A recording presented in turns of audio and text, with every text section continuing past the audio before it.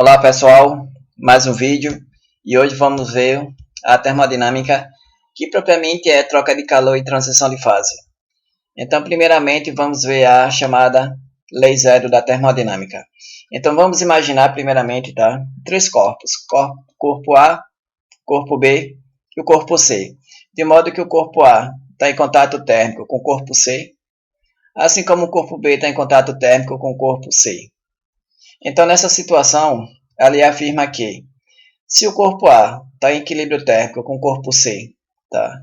E o corpo B também está em equilíbrio térmico com o corpo C, então isso implica que o corpo A e o corpo B também estão em equilíbrio térmico, certo? Então, dois corpos estão em equilíbrio térmico somente quando eles possuem a mesma temperatura. Então, essa lei vem nos dizer, tá, o que vem a ser a temperatura. Tá? A temperatura que é uma propriedade intrínseca de um corpo. Todo corpo possui uma temperatura associada a ela. Então, daqui vem o conceito de temperatura e como podemos medi-la, né? Isso mediante o equilíbrio térmico entre o corpo e o termômetro, que é o objeto de medida que se usa para tal. Então, essa que é a chamada lei zero da termodinâmica. Está associada com o equilíbrio térmico entre corpos. E o equilíbrio térmico ocorre quando os corpos possuem a mesma temperatura. Essa é a quantidade que o corpo possui em comum quando eles estão em equilíbrio térmico. Eles estão na mesma temperatura. Então, o que vem a ser a temperatura? Então, pessoal, temperatura, uma pequena definição, tá? É uma propriedade intrínseca da matéria. Toda matéria tem uma temperatura associada a ela. Então, essa temperatura, a nível microscópico, a gente pode associar como grau de agitação, tá? Seria uma espécie de energia cinética. Então, essa energia cinética pode ser energia cinética de translação, de rotação ou vibração, tá? Vamos imaginar que aqui é vibração. Então, você tem aqui nesse exemplo, tá? Uma molécula, que eu estou chamando aqui de caso A, que está oscilando, tá? Com essa amplitude aqui. E aqui outro caso, outro exemplo, que é uma molécula B, que está oscilando com essa outra amplitude aqui, tá? Que é bem maior do que no caso A. Então, nessa situação, eu posso afirmar com toda certeza que a temperatura da molécula B, por exemplo, é maior do que a da molécula A, porque ela tem maior amplitude de oscilação, está mais agitada do que o item A. Tá? Então, a temperatura, ela quantifica isso, o grau de agitação molecular. Então, quanto maior for a temperatura, maior é a agitação molecular. Então, se essa agitação for muito grande, se essa vibração aqui for muito intensa, aí começa a ocorrer a chamada mudança de estado da matéria. Então, vamos ver que os principais estados da matéria é o estado sólido, líquido e gasoso, tá? Então, o estado sólido, primeiramente, é isso. É uma estrutura cristalina, tá? Bem organizada, onde aqui cada dessas bolas roxas representa, vamos supor, uma molécula ligada a outra, formando a sua estrutura, a nossa estrutura sólida. Então, um sólido tem em comum isso, tem um volume e uma forma bem definida. É um cubo de gelo. Né? Quando você pega um cubo de gelo, ele tem uma forma, vamos supor, em forma de cubo, e um volume bem definido.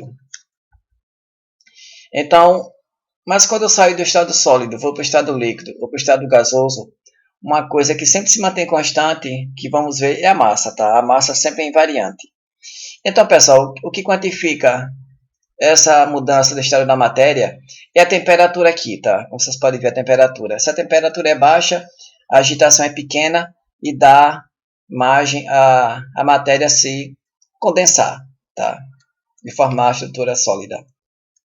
Se você aumentar a temperatura, você aumenta a agitação, aí você já começa a ter essa mudança de estado. Então, que era sólido, bem organizado, passa a ser mais desorganizado, vamos supor, tá? Então, agora tem uma certa estrutura mais maleável, tá? Que é o estado líquido. E o estado líquido tem em comum isso, tá? Ele tem um volume bem definido e a forma é do recipiente no qual ele vai estar contido. Então, se você pegar 1 litro de água, por exemplo, tá? E colocar dentro de um copo, ele vai ter sempre 1 litro, tá? Se aqui é 1 litro, aqui vai ser 1 litro. Então, o que ele tem em comum é o volume, mas a forma é a do recipiente, tá? Se o copo for em forma de um cilindro, ou de um cubo, ou de uma taça, ele vai assumir a forma do recipiente. Então, por último, o último estado Nesse caso aqui, tá? O estado gasoso. Então, se você continuar aumentando a temperatura daqui, tá? Então, essa agitação aqui, se ela for muito grande, então essa ligação aqui, ó, essa ligação química passa a se desfazer. Então, você tem agora o estado gasoso, tá? Que é uma estrutura mais fluida. Então, isso que diferencia, tá? O estado da matéria, que é a temperatura. Então, o estado gasoso, ele não tem nenhum volume e nenhuma forma bem definida, tá? Ele vai assumir a forma do recipiente, no qual a forma e o volume do recipiente no qual o gás vai estar contido. Então, como vocês podem ver, a temperatura, tá? Essa agitação, esse afastamento, isso explica porque que um objeto ele se dilata quando ele é aquecido, ou ele se contrai quando ele é resfriado. Então, pessoal, a gente fez aqui, né, uma ilustração da temperatura, mas a gente não falou nada da pressão, tá? Porque agora você sai aqui do estado gasoso e coloca aqui uma pressão bem grande, a pressão tem esse papel, tá? De esmagar, tentar esmagar e juntar o objeto. Então, ó, essa pressão aqui atuando nesse montante de molécula aqui, eu posso fazer com que ela volte para o estado líquido. E se eu continuar aumentando essa pressão aqui, que tende a esmagar, tá? Ou juntar as moléculas, eu posso sair daqui do estado líquido e vir parar no estado sólido de novo, tá? Tudo isso agora mantendo a temperatura constante e aumentando a pressão, ou variando a pressão, tá? Então a pressão também é importante, não só a temperatura, como a pressão é importante para a mudança de fase da matéria. Então é isso que eu vou mostrar aqui, um esboço do diagrama de fase da água, que é mostrar um gráfico da pressão versus a temperatura, tá? Mostrando as três fases bem definidas. Então está aqui o esboço do gráfico, tá? Aqui é o eixo da pressão, que está múltiplo de pressão atmosférica, e aqui é o eixo da temperatura, que está em graus Celsius. Então a água aqui, ó, nesse gráfico aqui eu posso ver aqui bem definido o estado sólido, que corresponde a essa curva aqui, tá? Então aqui é o ponto, PT é o chamado ponto triplo, no caso aqui é da água. Ponto triplo é a coexistência das três fases, que é o estado sólido, o estado líquido e o estado gasoso em equilíbrio, tá? Então aqui eu tenho a outra fase, que é o estado líquido, tá? Então, e por último, o vapor, tá? Então aqui, pessoal, nesse ponto aqui, ó, PC é chamado de ponto crítico. Ponto crítico é o ponto acima desse valor aqui, ó, que não existe mais separação entre a fase líquida e a fase gasosa, tá? Então, acima desse ponto aqui, você não consegue mais distinguir. Isso que é o chamado ponto crítico. Então, ó, cada substância vai ter o seu valor bem definido, tá? O seu diagrama de fase bem definido, mostrando a fase sólida, líquida e gasosa. Então, é muito comum a gente chamar, tá, de, às vezes, não gás, mas vapor. Então, você chama de vapor quando a temperatura, tá, desse estado aqui, ó, ele está abaixo do ponto crítico dessa substância. Então, para a água, o ponto crítico corresponde à temperatura de 374 graus Celsius. Então, temperatura abaixo desse valor a gente chama de vapor e não gás. E somente gás quando ele está acima desse ponto aqui, ó, desse valor aqui, tá? Então essa é a principal diferença entre vapor e gás. É somente a temperatura. Mas tudo aqui é uma fase gasosa. Então é hábito, é comum a gente chamar de vapor quando a temperatura é abaixo do ponto crítico da substância. Pessoal, e essa curva aqui, ó, então aqui indica a separação, tá, entre as fases. Essa curva aqui indica a separação entre o estado sólido e o estado gasoso ou de vapor. Essa curva aqui, ó, mostra a separação do estado sólido do estado líquido. E essa outra curva aqui, ó, mostra a separação do estado líquido e do estado gasoso, que nesse caso aqui é vapor, tá? Então esse ponto aqui a gente chama de pressão de vapor, tá? Então, como vocês podem ver aqui, ó, se eu estou aqui nesse ponto e mantenho a temperatura constante e abaixo a pressão, eu saio do estado líquido e venho parar no estado de vapor, tá? É, por exemplo, o que acontece com botijão de cozinha. Botijão de cozinha, a pressão de vapor para a temperatura de em torno de 30 graus Celsius corresponde a 7 atm. Então, se você abaixa a pressão, o gás que está no estado, na verdade, o butano que está no estado líquido, passa para o estado de vapor. Mas lembrar que aqui é da água, tá? Então é isso, pessoal. Então o diagrama de fase é isso. Pressão versus temperatura. tem esses pontos bem definidos, que é o chamado ponto triplo, que é a coexistência das três fases, e o ponto crítico, que é o ponto onde não existe mais a separação entre a fase líquida e a fase gasosa. Então, como vocês podem ver aqui, ó, coloquei anteriormente, tá? A composição da atmosfera é isso, é quase que 78% é composta por gás nitrogênio, e em torno de 21% é composta por gás oxigênio, tá? Então, nessa situação aqui, ó, a pressão que o gás nitrogênio exerce na atmosfera corresponde a 78%, tá? Da pressão atmosférica é exercida pelo gás nitrogênio. Então, se eu quero saber qual é a pressão parcial, seria isso, a pressão em separado, tá? De cada constituinte. Seria 0,78 vezes uma atmosfera, que é 100 mil newton por metro quadrado. Então, essa daqui é a contribuição da pressão do gás nitrogênio e do gás oxigênio, já que ele contribui com quase que 21%. A pressão parcial dele corresponde a 0,21 vezes 10 elevado a 5 newton por metro quadrado. Lembrar que isso daqui é uma ATM. E por aí vai, tá? Então, ó, a composição da água, que é o vapor d'água, é mais difícil de quantificar.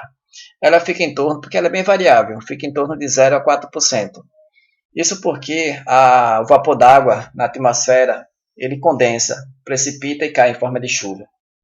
E de vez em quando ele é evaporado do oceano e dos rios e vai para a atmosfera, aí de repente precipita e cai em forma de chuva, tá? Aí fica esse ciclo. Então você mensurar a água, o vapor d'água, é bem difícil. Então vocês observem, né, que a gente chama de vapor d'água. Vapor porque a temperatura que ele vai estar, que a água vai estar, é abaixo de 374 graus Celsius. Então, pessoal, por completeza, tá aqui novamente, vou repetir o diagrama de fase da água, que é esse daqui, tá? Então, eu tenho aqui o diagrama de fase do CO2, que é o dióxido de carbono. Então, vocês podem ver aqui bem definido o ponto triplo, que é novamente a coexistência das três fases, que é o estado sólido, líquido e gasoso, tá? Esse ponto aqui. E o ponto crítico, que é a partir daqui não existe mais nenhuma curva, tá? Não existe separação entre o estado líquido e o estado gasoso. Então, tem aqui o CO2, tá? Cada substância tem o seu valor, tem o seu diagrama de fase característico. E não existe uma fórmula geral, tá? Como vocês podem ver aqui, ó, o hélio, por exemplo. O hélio, quando a pressão é baixa e a temperatura é baixa, como vocês podem ver aqui, ó, o hélio não se solidifica se ele está no vácuo. No vácuo seria equivalente à pressão zero. Tá? Então o hélio nunca ia se solidificar, tá? Condensar em uma estrutura sólida. Então isso porque o hélio é fracamente interagente. Uma molécula de hélio, tá? Interage muito fracamente com outra molécula de hélio. Então, para que a matéria condense, eu tenho que ter aqui uma atração entre as moléculas. E o hélio, a atração é bem fraca. Então é isso. Então, está muito relacionado, se você está no vácuo, não tem a pressão externa, tá? Para juntar. Não tem a pressão externa. Se não tem a pressão externa, se você junta uma molécula com outra, tem que ser via atração molecular. E se não existe atração, não existe condensação. Seria apenas um gás. Então é isso, pessoal. Na natureza, tá? Não existe sempre uma regra geral, não. Tem as exceções, tá? Então, tá aqui o diagrama de fase, eu já apresentei. E escala termométrica, tá? Então, a escala termométrica é como é que a gente pode medir temperatura. Então, vamos pegar dois pontos de referência, que é o ponto de chamado congelamento da água e o ponto de ebulição da água. Então, a água aqui é usada como parâmetro de referência. Então, graus Celsius, como vocês podem ver, ele atribui, tá? Esse ponto aqui, o número 0, e esse ponto aqui, que é o chamado ponto de ebulição, 100. Então, como vocês podem ver, entre esse ponto e esse, eu tenho uma variação de 100 partes, tá? Então, por isso que a gente chama de grau centígrado de 100. Então, a gente vai dividir esse intervalo aqui em 100 partes iguais. E a escala Fahrenheit, ela também usa como ponto de referência a água, ponto de congelamento e o ponto de ebulição. E aqui atribui o valor, ao invés de 0, 32. E aqui no ponto de ebulição, 212.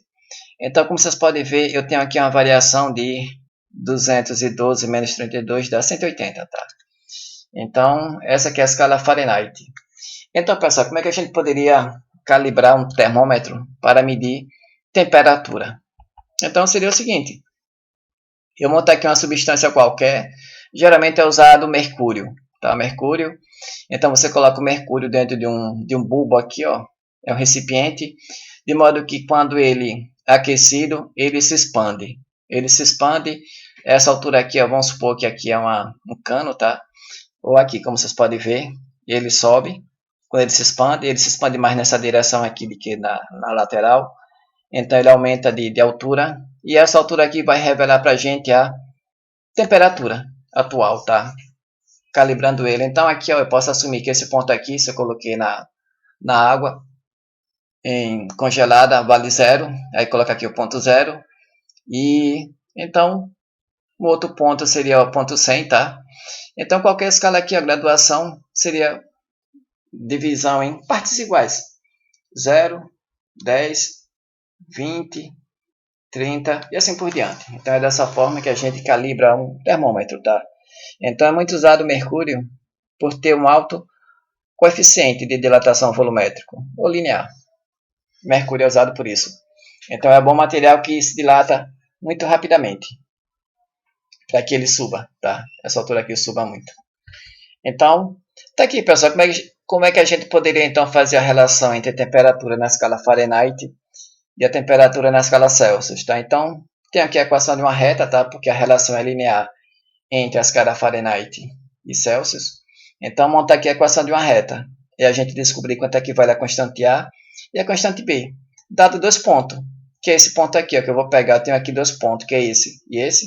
É o primeiro ponto. E aqui é o segundo ponto, esse e esse daqui, tá? Então, ó, quando a temperatura Fahrenheit é 32, tá? A temperatura Celsius vale 0. Primeiro ponto. Segundo ponto, quando a temperatura na escala Fahrenheit é 212, na escala Celsius é 100. Tá? Então, eu tenho aqui já, seria o segundo ponto. E agora eu descobri quanto é que vale a constante A e a constante B. E jogar aqui nessa relação eu tenho a fator de conversão. Tá? Então, primeiro ponto é esse. Temperatura Fahrenheit é 32, que é igual a constante A vezes Tc, que é 0. Tá aqui, mais B, que é uma constante que eu não sei quem é. Essa é a minha primeira equação. A segunda equação é pegar esse ponto aqui, ó, o ponto 2. Então, quando a temperatura Fahrenheit for 212, está aqui, a temperatura na escala Celsius é 100. Então, fica A vezes Tc, que é 100, mais B, que é uma constante. Então, descobri quanto é que vale A e B, tá vendo? No sistema. Duas equações, duas incógnitas. É só descobrir quanto é que vale A e B. Então, daqui da primeira equação, ó, já descubro que aqui dá 0, então B é igual a 32. Com B igual a 32, eu jogo o valor de B aqui, e depois passo para o outro lado e divido por 100, eu tenho o valor de A. Então, vou descobrir, ó, que o A dá 180, tá? Que é 212 menos B. B é 32. 212 menos 32, 180. Sobre 100. Tá? Então, descobri quanto é que vale A e quanto é que vale B. Aí eu jogo aqui, ó. Então, A é isso e B é 32, tá? Então, essa aqui é a relação para converter temperatura na escala Celsius para temperatura na escala Fahrenheit. Então, agora vamos falar sobre temperatura absoluta, tá? Então, temperatura absoluta, já que tanto o grau Celsius como a escala Fahrenheit, ela permite valores negativos para a temperatura. Então, a escala Kelvin é uma escala de temperatura que não possui mais valores negativos, apenas valores positivos. E a gente chama isso de escala absoluta. Então, pessoal, o que a gente sabe é que a pressão é proporcional à temperatura. Se você aumenta a temperatura de um gás, você aumenta a pressão, mantendo o volume constante, tá? Então, cada vez mais que você aumenta a temperatura, você aumenta a pressão. Então, é dessa forma que a gente tenta fazer um experimento, tá? De um gás contido no recipiente. Você aquece ele e vê qual é a temperatura. Com a temperatura aqui, você vê qual é a pressão, tá? Aí você marca aqui um ponto. Então, vamos supor aqui, eu tenho a temperatura e eu tenho a pressão. Aqui, vamos supor que é o gás 1. Então, está aqui a temperatura. Então, aqui é um gráfico do pressão versus temperatura agora, tá? Versus temperatura. Então, ó, aqueci ele a uma certa temperatura em torno de 30 graus Celsius, vejo qual é a pressão que ele exerce. Aí eu aumento a temperatura, próximo de 100, e vejo qual foi a pressão, tá? A pressão aumenta, sempre aumenta. E no outro caso aqui, outro ponto, aumentei a temperatura em torno de 180 e vejo qual é a pressão, tá? Então, fazendo essa medição aqui, ó, a relação é linear, tá? Como vocês podem ver aqui, ó, é linear. Pressão com a temperatura é linear. Então, daqui eu posso fazer uma extrapolação de uma reta e depois estimar, tá? Fazer na verdade, uma extrapolação para o lado esquerdo. Fazer o seguinte, qual seria a temperatura, tá, correspondente à pressão zero? Quando a pressão é zero, qual seria a temperatura correspondente? Então, seria prolongar, tá vendo essa reta aqui, ó, para o lado esquerdo. Então, fazendo esse prolongamento, eu vou chegar no valor da temperatura correspondente a menos 273 graus Celsius. Então, se você repete o experimento para o outro tipo de gás, vamos supor, eu usei aqui o gás 1, agora eu vou fazer com o gás 2. Vamos supor que aqui é gás nitrogênio e agora aqui é gás oxigênio, por exemplo, tá? Então, vou observar o mesmo comportamento, tá? Comportamento linear da pressão com a temperatura. Mas, de novo, ó, se eu faço aqui uma extrapolação para o lado esquerdo e vejo qual seria a temperatura correspondente à pressão zero, eu vou cair no mesmo valor anterior, menos 273 graus Celsius. E o mesmo é verdade se você pega outro tipo de gás, ou de uma forma geral, qualquer tipo de gás, tá? Você sempre vai recair nesse ponto aqui, ó, nessa temperatura aqui, que corresponde a menos 273, na verdade, 0,15 graus Celsius. Então, tudo indica que essa temperatura aqui, ó, é o limite inferior, tá? Seria a temperatura inferior. Porque nenhum gás conseguiu ultrapassar esse valor aqui, ser menor do que esse valor aqui.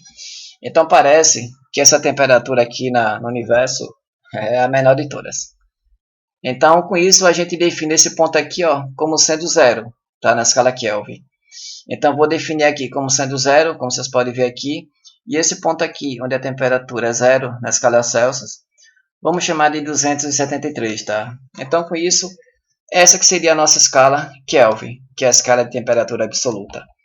Então, agora aqui eu só posso ter valores positivos. O menor valor que eu posso obter é zero. Tá? Então, de novo, pessoal, qual é a relação entre a escala Kelvin e a escala Celsius? Seria fazer o procedimento anterior. Calcular quanto é que vale a constante A e B, dado que eu sei dois pontos, que esse daqui, quando a temperatura em Kelvin é zero, a temperatura em Celsius é menos 273, que é esse ponto aqui, tá? Quando a temperatura Kelvin é 273, a temperatura na escala Celsius é zero. Então, com isso, você vai determinar A e B, a constante A e B, que é montar um sistema. Duas equações, duas incógnitas. Aí você vai descobrir que, opa, deixa eu voltar aqui, você vai descobrir que A é igual a 1 e B é igual a 273, tá? Eu aqui estou omitindo as unidades. Então, esse aqui vai ser a relação para converter temperatura na escala Celsius para a escala Kelvin. É só somar com 273, tá? Então, pessoal, está aqui a relação de temperatura absoluta, que é a escala Kelvin. Vai ser essa temperatura que a gente vai usar para gases ideais, tá? Então, lembrar que a temperatura na unidade Kelvin faz parte do sistema internacional. É a escala Kelvin, e não a Celsius, tá? A Celsius é a que a gente usa no nosso dia a dia. Então, pessoal, próximo slide, mecanismo de troca de calor. Então, o calor pode ser trocado, tá? Por contato físico entre um corpo e outro, que eu chamo aqui de condução. Então, você tem aqui um corpo A e um corpo B e coloca os dois em contato térmico. Então, nessa situação aqui, ó, se há uma diferença de temperatura entre o corpo A e o corpo B, eles vão trocar calor. Tá? Convecção. Então, convecção é outro tipo de troca de calor. Nesse caso aqui agora, a convecção envolve o transporte de massa. Aqui não, tá? Aqui não envolve transporte de massa. Aqui sim, aqui você tem o transporte de massa. É o caso aqui, ó, massa de ar quente ou massa de ar frio. Então aqui na cidade é muito comum, no inverno, a temperatura baixar ainda mais, tá? Devido à massa de ar frio que vem da Argentina, né? Da Patagônia. Então o que acontece é isso, pessoal. Quando eu estou no deserto, por exemplo, no deserto, no solo, a temperatura é alta. Se a temperatura é alta, por expansão, tá? Se você aumenta a temperatura, você aumenta o volume. Se você aumenta o volume, a densidade diminui do ar. Se a densidade diminui por empuxo, o ar que é quente, ele sobe, tá? Então eu chamo isso daqui, ó, de corrente de convecção. Esse ar quente que sobe. Corrente de convecção. Então quando o ar quente sobe, quando ele chega lá em cima, tá? Ele esfria. Aí quando ele esfria, por empuxo, de novo ele cai. Então essa queda aqui é chamada de novo, corrente de convecção. E você tem na atmosfera, tá? Essa dinâmica entre ar quente e ar frio. Então vai ter sempre esse fluxo aqui de ar, corrente ascendente e corrente descendente, tá? Então isso é chamado de corrente de convecção. Convecção que era devido à diferença de temperatura. Então convecção é isso, pessoal. E uma coisa que é interessante é isso, na natureza sempre ela vai buscar o equilíbrio, tá? Então aqui você tem essa corrente de convecção que é a natureza tentando equilibrar, tá? Equilibrar a temperatura. Já que aqui é quente e aqui é frio, ela tende a equilibrar. Então, pessoal, continuando a convecção, veja, a pressão, como eu mostrei anteriormente, é proporcional à temperatura. Se você aumenta a temperatura, você aumenta a pressão, tá? Então, se eu tenho aqui uma região de maior temperatura, corresponde a uma região de maior pressão. O outro lado, se eu tenho aqui uma região de menor temperatura, corresponde a uma região de menor pressão, tá? Então, com isso, o sentido do vento vai se dar da região de maior pressão para a região de menor pressão. Então, teria aqui, ó, dessa forma. Então, o vento é isso. O vento é devido a esse movimento de ar quando há uma, de novo, diferença de temperatura. Mas aqui associada à pressão, tá? A gente chama isso de gradiente de pressão. Então, isso aqui é da origem aos ventos.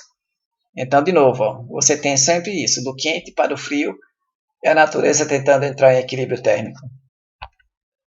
E por último, pessoal, o último mecanismo de transferência de calor é radiação eletromagnética. Então, radiação eletromagnética ocorre também no vácuo.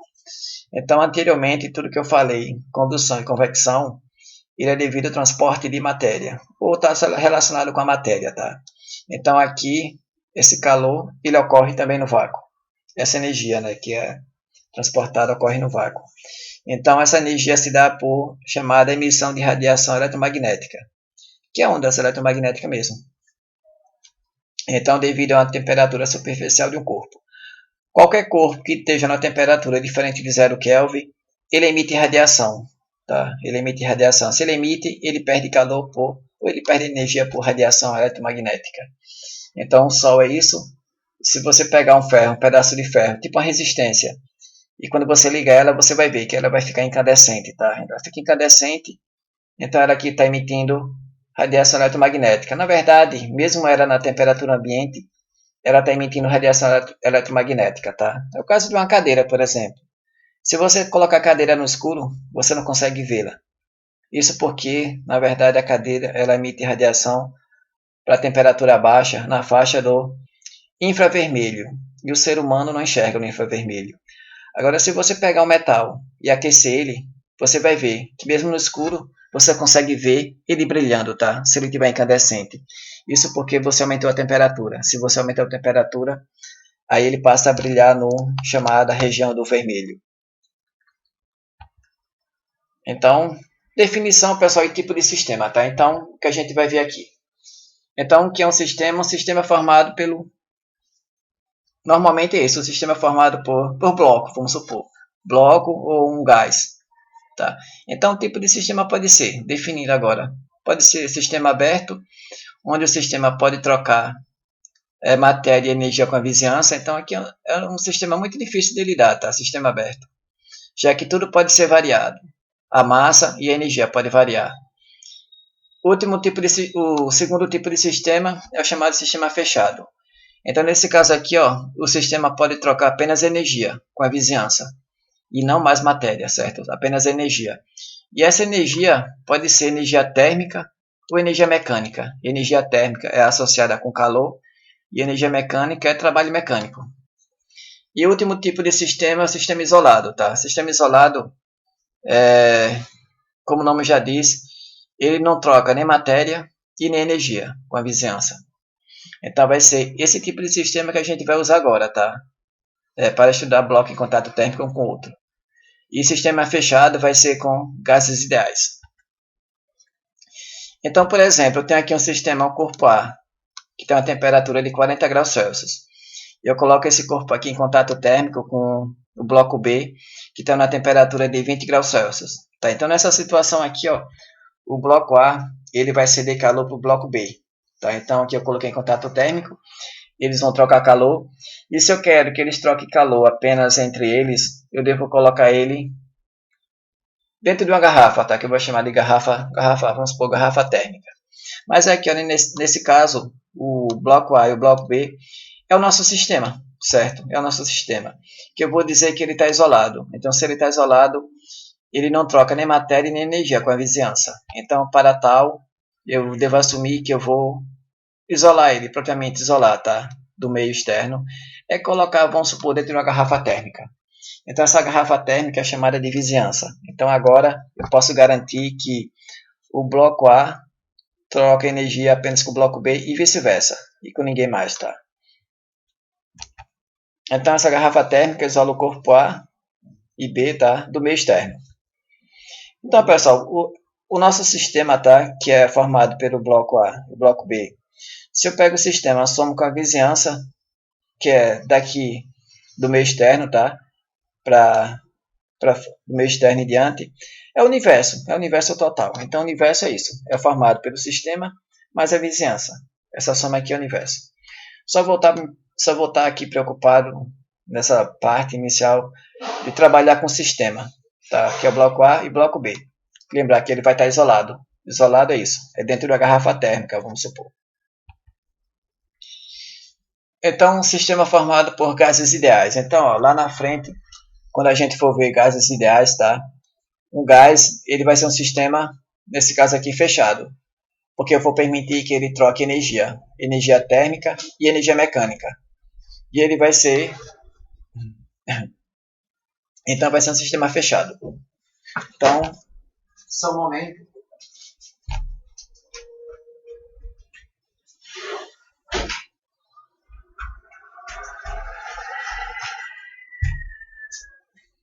Eita, tive que fechar a janela. Então, pessoal, tá aqui, tá? Quando a gente for ver gases ideais, eu vou ter... vai ser um sistema fechado, que ele pode trocar energia, tanto energia térmica como energia mecânica. Então, vai ser um sistema fechado, vou trocar a energia com a vizinhança, energia térmica ou mecânica, e seria isso, tá? De novo, o recipiente, eu vou chamar de vizinhança. Eita, pessoal, de novo, deixa eu fechar a janela. Já acho.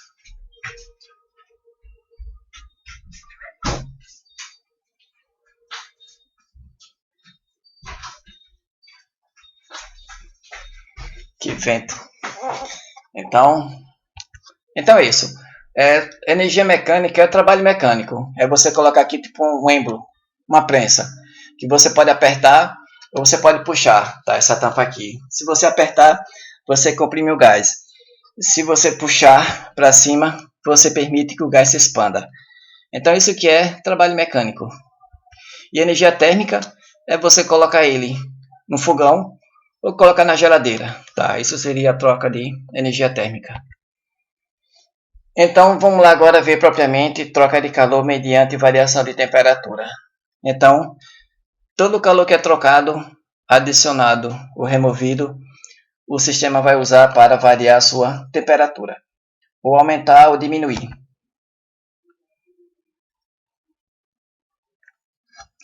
Então, tá aqui, pessoal, troca de calor mediante variação de temperatura. Então, ó, quando você colocar... vamos ver aqui o seguinte. Temperatura, tá? É uma propriedade intrínseca de um corpo. Então, o corpo ele possui temperatura. É o nosso caso, né? Nossa temperatura interna é mais ou menos 37 graus Celsius. Então, o corpo humano tem uma temperatura bem definida, tá? Então, calor, você nunca pode dizer que um corpo possui calor, tá? Porque calor é uma energia em movimento devido a uma diferença de temperatura. Então, nunca posso dizer que um corpo possui calor, tá? É errado.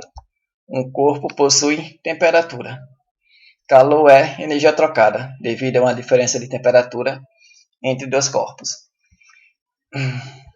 Então, troca de calor por sólido e líquido, tá? Sólido e líquido, eu vou colocar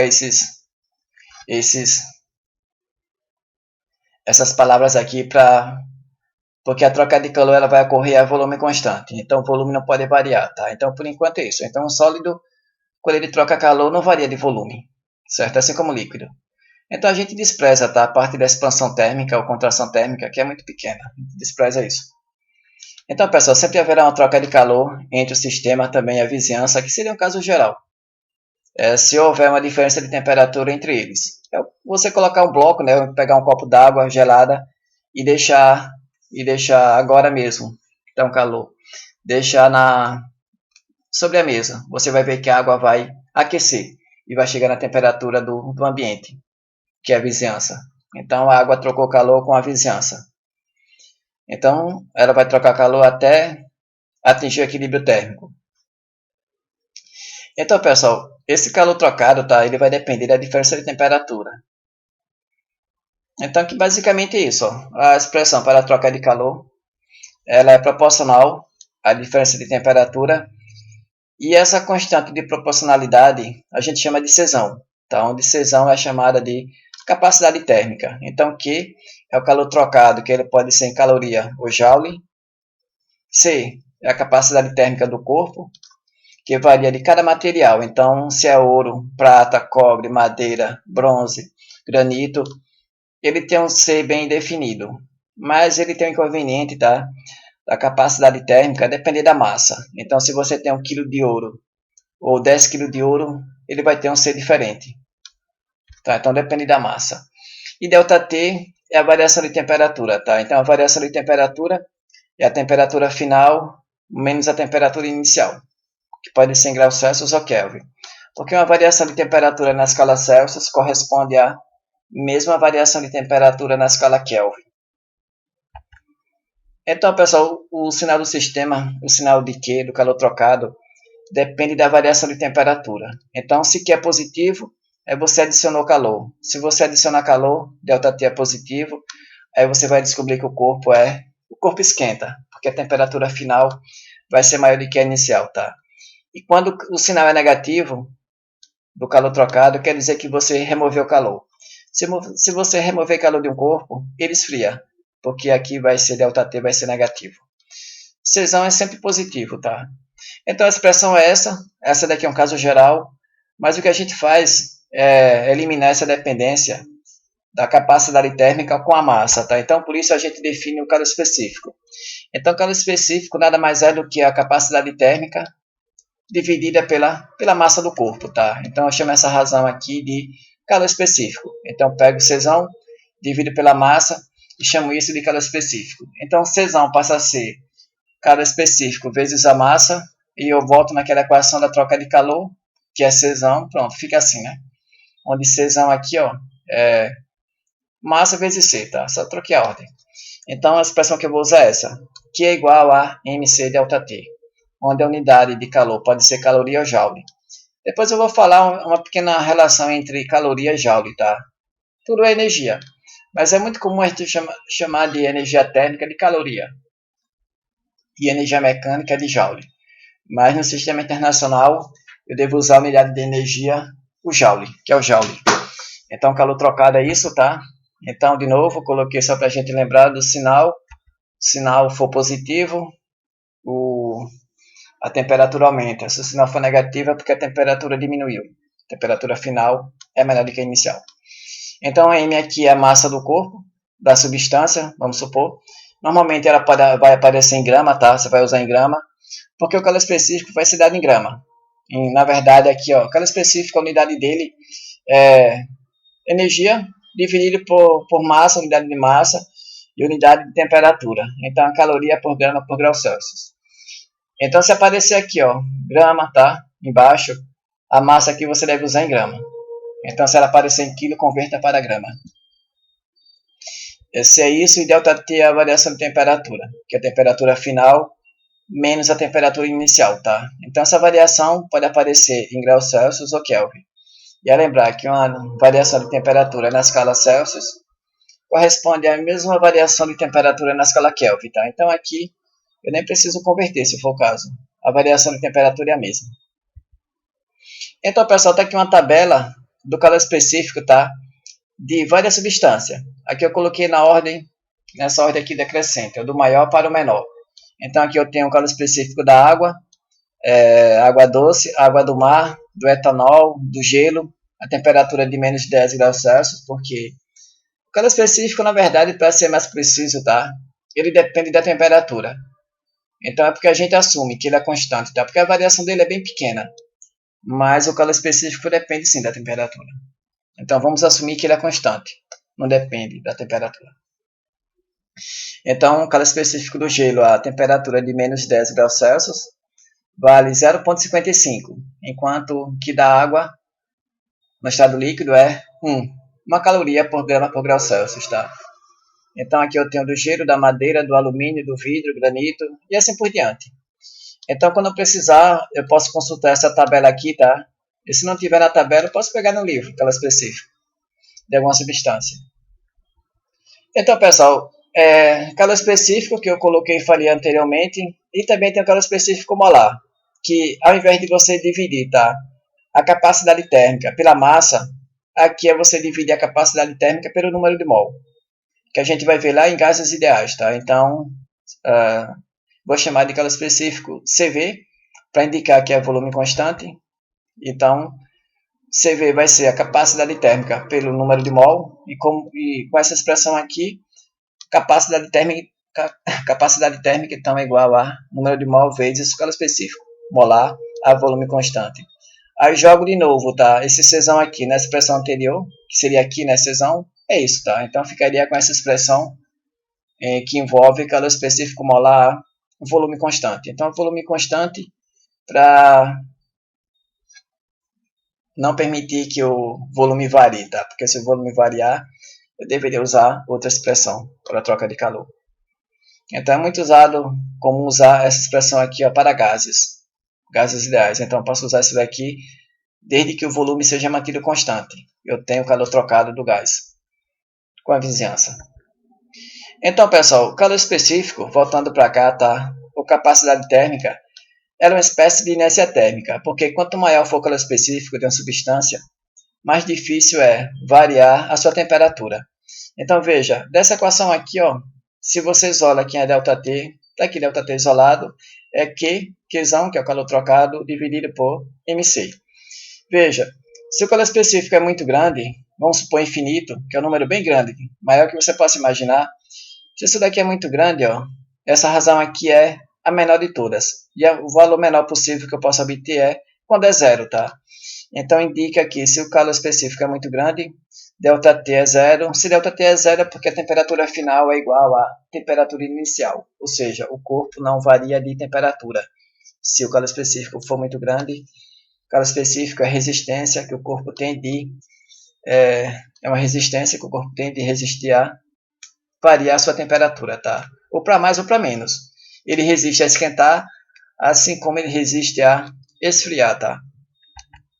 Então, como vocês podem ver aqui nessa tabela, a água é uma substância até que tem um grande calor específico, é a água. Então, é por isso que a água demora para aquecer, quando você coloca ela no fogo, ou ela demora para esfriar, quando você coloca ela na geladeira, tá? Isso porque a água tem um grande calor específico, a água. Então, o calor específico é isso, é uma espécie de inércia térmica, é a resistência que o corpo oferece a variar a sua temperatura. Então, é variar, tá? Ele resiste a aumentar, assim como ele resiste a diminuir de temperatura. Então, de novo, um resumo aqui, tá? Dessa expressão aqui, ó, calor trocado, se calor é positivo, é porque você adicionou calor, você colocou no fogão. Se você colocou no fogão, então o calor é positivo, ΔT, como consequência, é positivo. Isso indica que a temperatura final é maior do que a inicial e o corpo esquenta, né? O corpo esquentou. E quando o calor é negativo, quer dizer que você removeu o calor. Você colocou o corpo dentro do congelador, vamos supor. Então, nessa situação aqui, o calor é negativo, implica que ΔT também é negativo, porque isso daqui é positivo. ΔT negativo, ou menor do que zero, é porque a temperatura final é menor do que a temperatura inicial, tá? ΔT é a variação de temperatura. Então, se a temperatura final é menor do que a inicial, quer dizer que o corpo esfriou. Então, calor específico, pessoal, só um pequeno experimento. Quando a gente está numa noite, vamos supor uma noite fria, cuja temperatura é 10 graus Celsius, tá? 10 graus Celsius. Aí você tem aqui um poste. O poste, ele vai estar um poste de madeira, cujo calor específico da madeira é 0,42 caloria por grama por grau Celsius. E eu tenho aqui do outro lado um poste de cobre, cujo calor específico do cobre é 0,092 tá, caloria por grama por grau Celsius.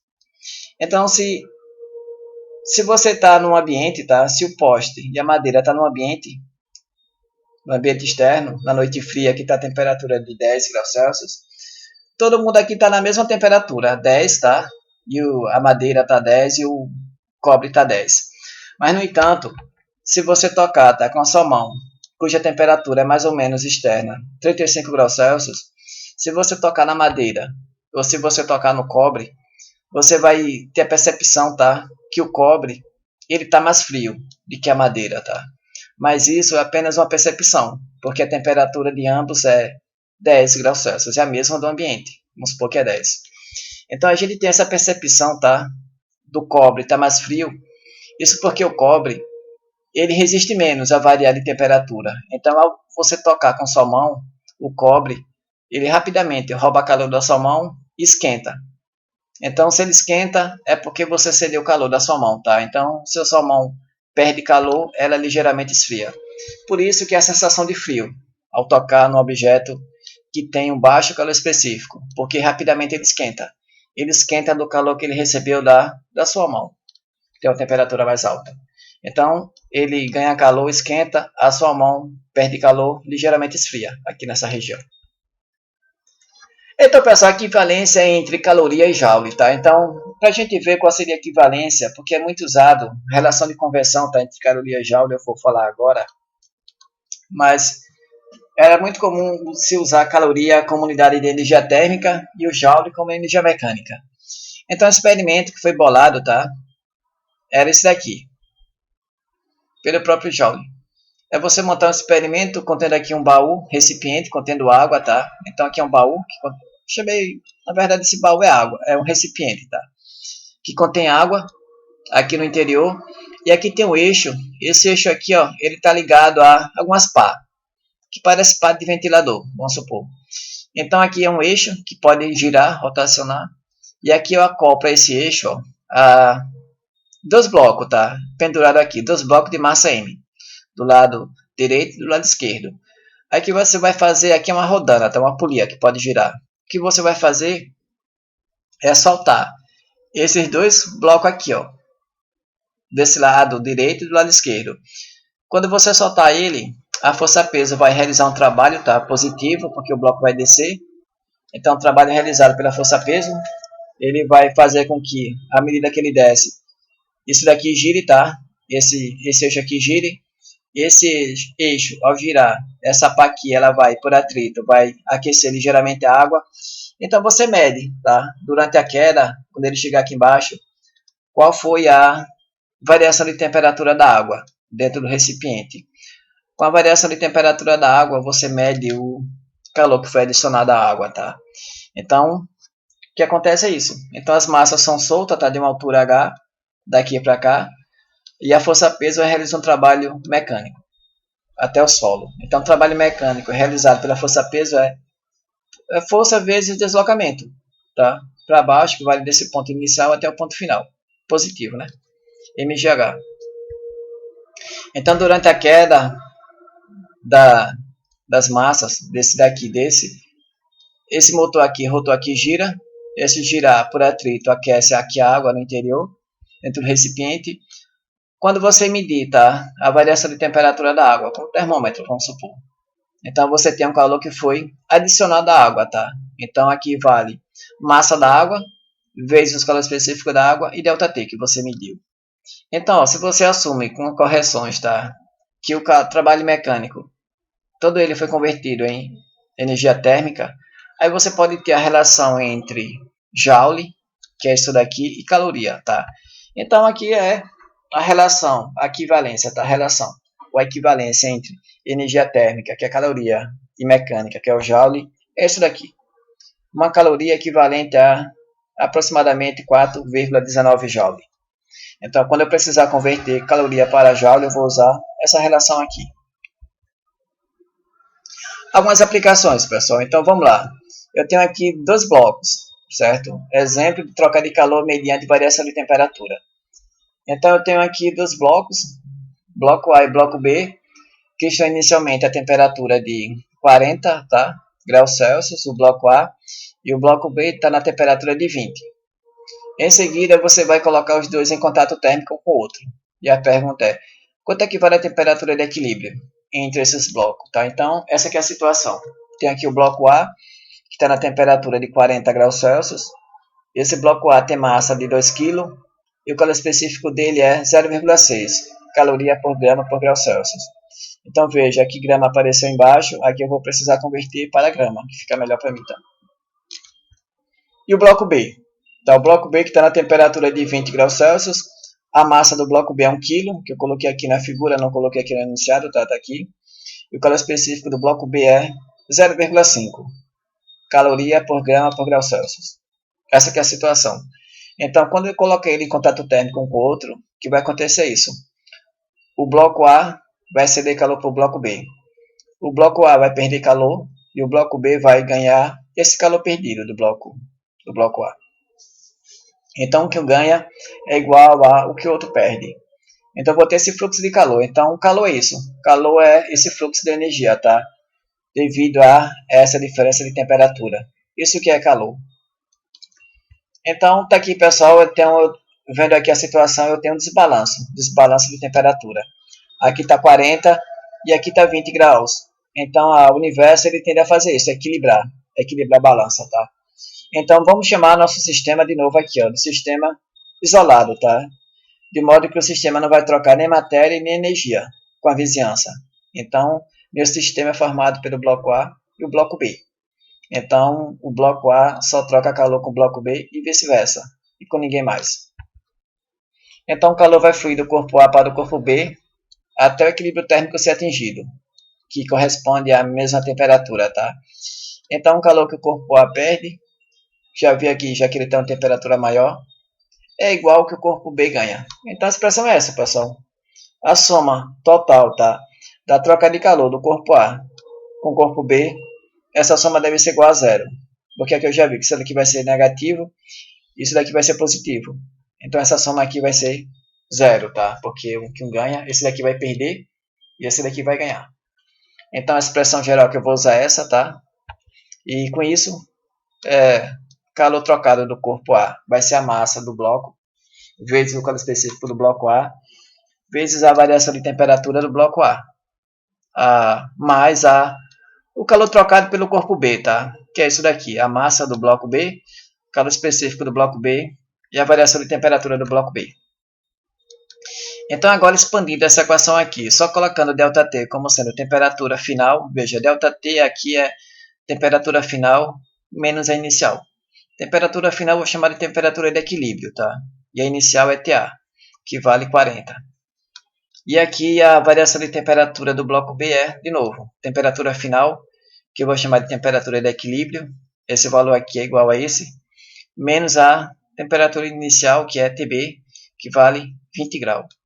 Então, agora seria isolar, tá? Dessa expressão aqui, isolar quanto é que vale a temperatura de equilíbrio.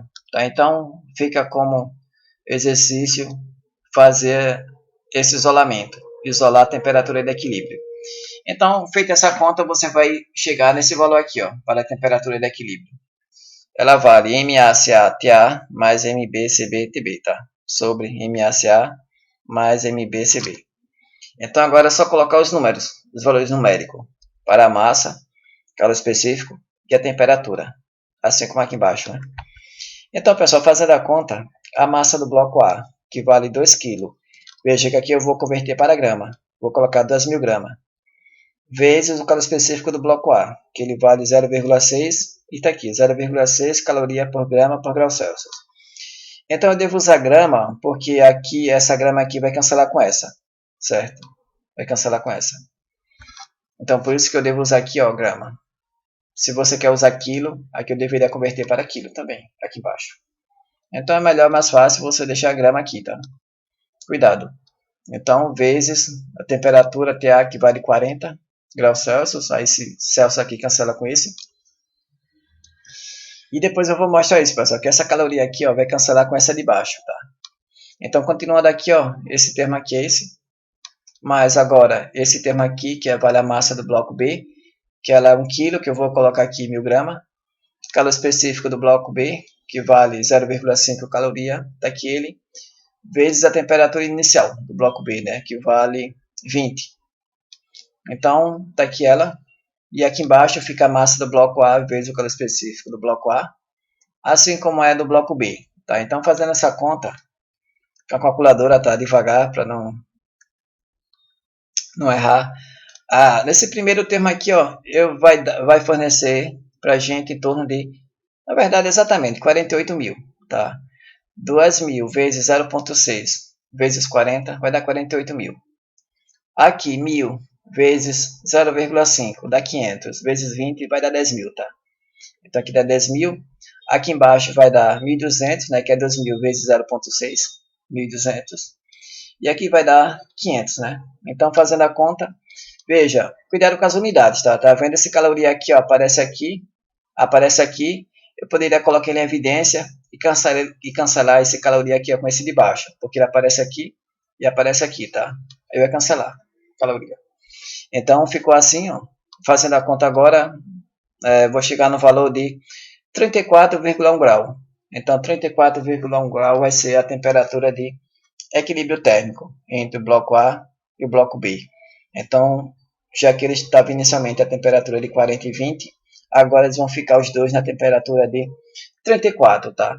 Então, pessoal, fazendo uma checagem rápida, essa temperatura aqui de equilíbrio, ela vai ser sempre maior do que a menor temperatura e menor do que a maior temperatura, tá? Então, aqui só uma checagem rápida.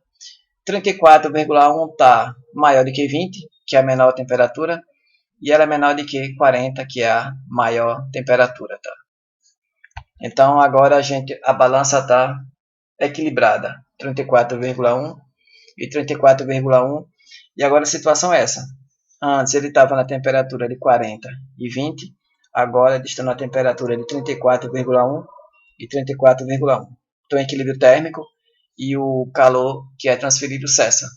Aí você ia ter o cessamento, tá? Aqui do calor trocado. Então, não existe mais calor trocado nessa última situação aqui.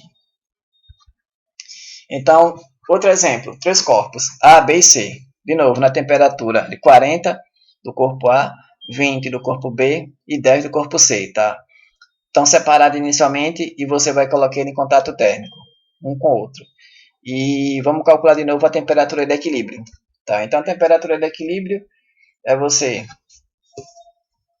De novo, vamos colocar o corpo em contato térmico um com o outro. O bloco A está aqui, temperatura dele. E aqui eu coloquei a massa, tá? Coloquei a massa aqui, o valor específico do bloco A aqui na figura, tá? Veja que eu não coloquei aqui no enunciado, coloquei aqui. Então, aqui o bloco A, temperatura de 40, a massa vale 2 kg, calor específico 0,4, caloria por grama por grau Celsius. Bloco B, tem a temperatura de 20, a massa dele é 1 kg, vamos supor, e o calor específico dele é 0,7, caloria por grama por grau Celsius. E o bloco C, temperatura de 10 graus Celsius, tá? Massa 1,5 kg, calor específico 0,6. Essa aqui é a situação. Então, você colocou ele em contato térmico, eles vão trocar calor até o equilíbrio térmico ser atingido. O equilíbrio térmico é atingido quando as temperaturas são iguais. Então, de novo, vou considerar meu sistema isolado, de modo que o sistema é formado pelo bloco A, B e C. Então, de modo que o sistema não troca calor com a vizinhança, tá? Está isolado. Então, bloco A, B e C trocam calor apenas entre si e com ninguém mais. Então, solução, de novo, pessoal, é isso. O calor trocado pelo corpo a soma do calor trocado do corpo A mais corpo B mais do corpo C, isso deve ser igual a zero, tá? Porque um que um perde é igual ao que o outro ganha. Então, sempre assim. A soma sempre dá zero. Conservação da energia aqui, né? Onde Q geral é isso, MC delta T. Então, vamos separar aqui as partes. Bloco A é isso, tá? O calor trocado do bloco A é isso daqui. M, a massa do bloco, o calor específico do bloco e a variação de temperatura do bloco. A, B e C, tá? E de novo, vamos expandir, ó, ΔT. ΔT é a temperatura final menos a inicial. A temperatura final de todo mundo, bloco A, bloco B e o bloco C, eu já vou chamar de temperatura de equilíbrio, que elas são iguais.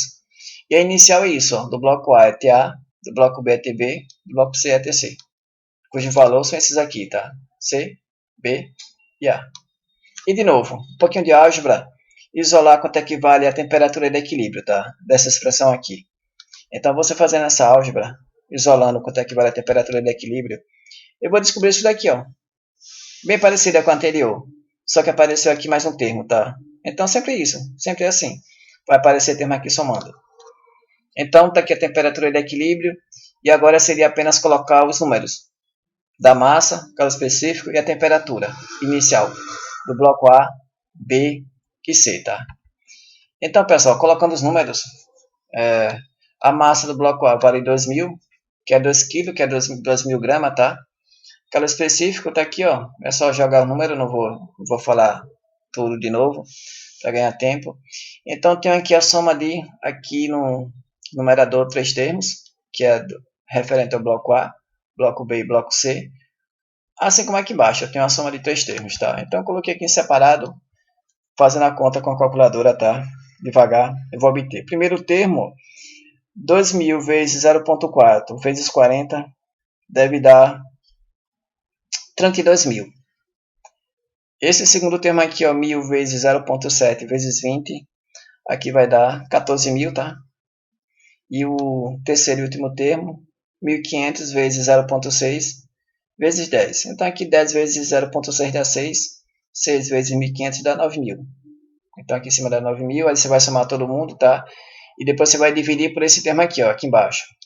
Que é esse daqui, primeiro termo esse, segundo termo esse daqui, e o terceiro termo esse. Então, 2.000 vezes 0,4 dá 800, né? Então, 800, aqui 700 e aqui 900. Então, fazendo a conta, aqui daria 800 mais 700, 1.500 mais 900 daria 2.400, né? Então, dividir tudo isso daqui por 2.400. Então, fazendo a conta, a gente vai chegar no valor de 22,92 graus Celsius. Então, ó, essa temperatura aqui é a temperatura de equilíbrio. Então, de novo, uma checagem rápida, temperatura de equilíbrio, que é 22,92 graus Celsius, ela é maior do que a menor temperatura. A menor temperatura é 10. E ela é menor do que a maior temperatura, tá? Que é 40. Então, a situação final é essa daqui, pessoal. O bloco A agora está na temperatura de 22. O bloco B também 22. E o bloco C, 22, tá? 0,92, né? Então, agora está todo mundo em equilíbrio térmico. E caso geral, ó, eu falei lá anteriormente, veja, um caso geral da temperatura de equilíbrio para N bloco colocado em contato térmico com outro, cuja temperatura inicial eu chamei aqui de TI, o caso específico é CI, tá? E a massa é MI, onde I é o índice, é um contador. Então, vocês podem só comparar. Em cima, o numerador fica assim e o denominador fica MC, tá? Somatório de MC. Então, pessoal, só uma observação, que essa equação aqui, tá? Tanto essa como a anterior que a gente fez, ela só é válida quando não existe transição de fase. Então, cuidado. Se há transição de fase, você não pode não usar isso não. Então, essa equação aqui ela representa, depois vocês vão ver isso, uma média ponderada, onde o peso que pondera a temperatura é esse produto da massa pelo calor específico. Esse é o chamado peso. Então, veja, expandindo isso daqui, tá? Para N em termo, algo assim. Então, vocês vejam que o somatório, tá? É só uma forma da gente escrever uma coisa grande, tá? De modo compacto. Então, ó, escrever isso daqui é bem melhor você escrever dessa forma aqui, que é uma notação mais compacta, em termos de somatório, ao invés de deixar assim, né? Tá vendo? Então, somatório é isso, é você simplificar a notação, escrever uma expressão bem simples. Então, temperatura de equilíbrio é isso, tá? E um caso particular. Pessoal, caso particular é quando, vamos supor, quando a massa e o calor específico dos N blocos são iguais. Então, agora aqui eu tenho isso, aqui M é o mesmo, tá? O M e o calor específico, aqui. Por exemplo, M1C1 é igual a M2C2. São iguais. Produto aqui, ó, M1C1 é igual a M2C2, que é igual a M3C3, e assim por diante. Então, quando isso acontece, aqui no somatório ele sai. Se ele é constante, ele sai do somatório, tanto a massa como o calor específico. E aqui embaixo, se você soma termos iguais, isso aqui é equivalente ao número de termo da soma, tá? Vezes o termo, propriamente o termo, que é MC. Então aqui eu estou somando de 1 até N, então aqui vai ficar N, vezes MC. Então aqui esse MC em cima cancela com o de baixo. E agora assim, ó, agora aqui eu tenho uma média aritmética, que é aquela média simples. Então se N é igual a 2, se você tem apenas dois blocos, a temperatura de equilíbrio é a média aritmética. Somando aqui vai ficar 1 sobre 2, N é 2, ó, coloca aqui N2, fica 2 aqui, tá vendo? 1 sobre 2. E o somatório é de 1 até 2. Então aqui vai ficar T1 mais T2 sobre 2, né? É a média aritmética. Se N é igual a 3, aí eu coloco aqui 1 sobre 3, multiplicando esse somatório aqui, de 1 até 3. T1 mais T2 mais T3, vezes 1 sobre 3, que é isso daqui, tá? De novo, a média aritmética. Soma todo mundo, divide pelo número de termos da soma. E N igual a 4 é a mesma coisa, tá? Então aqui sim, que é a média aritmética.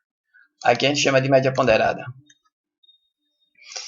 E para encerrar, pessoal, troca de calor quando envolve variação, quando não envolve mais variação de temperatura, tá? Então nesse caso aqui, ó, a troca de calor, ela ocorre a temperatura constante. E aí vamos chamar agora esse processo de transição de fase, tá? Então, troca de calor que ocorre a temperatura constante, o sistema, ao invés de usar esse calor que ele ganha para aumentar de temperatura, vamos supor, ele usa para mudar, tá? Mudar sua fase. Então, passar, vamos supor, do estado sólido para o estado líquido, ou passar do estado líquido para o estado gasoso. Ou voltar, né? Que seria você remover calor. Tá? Então, agora, o calor que é adicionado ou o calor que é removido, o sistema usa para mudar de fase ou mudar de estado. Então, a expressão para mudança de estado dá quando não envolve variação de temperatura, ou seja, o processo aqui ocorre a temperatura constante. Então, a expressão para trocar de calor é essa daqui, tá? Mais ou menos, porque sinal agora eu vou colocar na mão, vezes a massa, tá? Do corpo, do seu objeto, vezes um L. Esse L aqui a gente chama de calor latente de transformação, tá? Que é o caso mais geral. Então, aqui é o calor trocado, M é a massa do corpo, que normalmente ela pode aparecer em grama, tá? E L é o calor latente de transformação, cuja unidade de L é Q sobre M. Se aqui for em caloria e M a massa for em grama, a unidade dele é caloria por grama, tá? Então, pessoal, quando a gente passa, vamos supor, de sólido para líquido, nessa situação aqui, ó, eu chamo aqui o L de calor latente de fusão. Então, se eu passo de sólido para líquido, eu preciso adicionar calor. Então, coloca aqui o sinal na mão positivo, tá? Então, para você derreter o gelo, você precisa adicionar calor a ele. Aí ele derrete e vai para o estado líquido. Então, digo que aqui foi que o calor foi adicionado. Então, aqui, ó, cuidado com o sinal. Eu coloco na mão. E o processo inverso, quando ele passa do estado sólido, na verdade, do estado líquido para o estado sólido, eu preciso remover calor daqui. É você colocar dentro do congelador, né? Você vai remover calor. Se você vai remover calor, o sinal é negativo. Aí você colocar na mão, tá? Sinal negativo. E ela vale massa, que é a massa do objeto, vezes o calor latente de fusão. De qualquer substância, tá? Aqui vamos focar atenção depois na água. E quando o sistema passa do estado líquido para o estado gasoso, ou vice-versa, do estado gasoso volta para o estado líquido, eu chamo esse processo L de calor latente de vaporização, tá? Então aqui é isso. Então quando o líquido vai passar para gás, você precisa adicionar calor. E o calor que você precisa adicionar é isso daqui, tá? Então cuidado com o sinal. Mais, porque eu vou adicionar calor. Aí coloca aqui mais. E ele vale M vezes LV, onde esse LV é o chamado de calor latente de vaporização, tá? Que é diferente desse. Então, calor adicionado e quando for o processo inverso, condensar, passar de gás para líquido. Então eu preciso remover calor daqui, tá? E o calor que eu preciso remover essa quantidade aqui, ó, que vale a massa vezes o calor latente de vaporização. Então aqui é isso, e aqui é uma ilustração, tá, pessoal, do processo. Então aqui eu tenho o eixo da temperatura, e aqui embaixo eu tenho o eixo do calor trocado, da expressão para a troca de calor. Então, ó, numa determinada temperatura, eu posso ter o estado sólido, estado líquido, estado gasoso. E determinada faixa de temperatura, tá? E em determinado ponto, exatamente um valor da temperatura, veja aqui é mantendo a pressão constante, tá? E em valores específicos da temperatura, que é esse ponto aqui e esse, é que ocorre essa mudança de estado, tá? O sistema passa do estado sólido para o estado líquido. Eu chamo esse ponto aqui de mudança de estado, certo? Mudança de estado, da temperatura. Então, cada substância tem seu ponto bem definido. A água tem o seu valor bem definido, o CO2 tem o seu valor bem definido, o nitrogênio tem seu valor bem definido e assim por diante, tá? Tanto do ponto desse ponto aqui, como esse ponto aqui. Então, aqui é geral, tá? Então, pessoal, quando eu passo, por exemplo, quando eu estou no estado sólido, a expressão para a troca de calor é essa, é MC ΔT. Aqui nesse ponto, onde ocorre a mudança de fase, se eu saio daqui, ó, do estado sólido para o estado líquido, a expressão que eu vou usar é essa daqui, positivo. Então, agora aqui, exatamente nesse ponto, ele ocorre nessa temperatura que é constante, se mantém sempre constante durante a mudança de fase, tá? E o calor trocado é esse. Massa vezes o calor latente de fusão. Quando você está no estado líquido e eu quero agora esquentar, a expressão que eu vou usar agora, após o sistema ter derretido, é usar essa expressão aqui, MC ΔT, que agora envolve variação de temperatura. Chegando num certo ponto, estou no estado líquido, uma certa temperatura, que a partir desse ponto ele vai começar a vaporizar. Então aqui seria a mudança de outra mudança, transição de fase, a mudança de estado. Então, nesse ponto aqui eu uso a expressão que é essa, tá? Massa vezes o calor latente de vaporização.